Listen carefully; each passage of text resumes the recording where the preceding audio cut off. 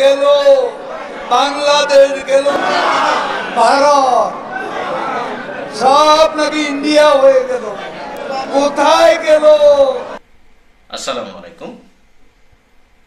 অতি সম্প্রতি মাননীয় প্রধানমন্ত্রী শেখ হাসিনা ভারতে সফরে গিয়েছিলেন এবং তারপরে আমরা কিন্তু জানতে পারি বাংলাদেশ এবং ভারতের মধ্যকার রেল যোগাযোগের একটি ট্রানজিট চুক্তি হয়েছে, যেখানে বলা হয়েছে ভারত বাংলাদেশের ভিতর দিয়ে অর্থাৎ বাংলাদেশের বুক চিরে তারা রেল যোগাযোগ সংযোগ স্থাপন করবে তাদের ইচ্ছে মতো, যাকে বলা হয় করিডোর।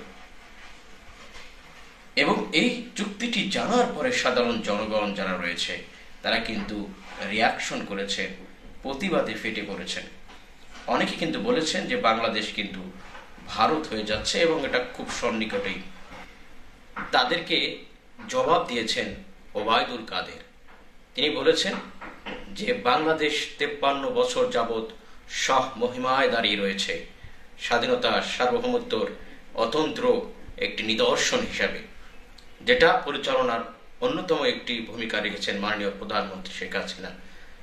এবং ওবায়দুল কাদের তিনি কিন্তু আরো বলেন যে এই সরকার ভারতের দাসত্ব করে না, বরং বিএনপি সরকারই ভারতের দাসত্বে বিশ্বাসী।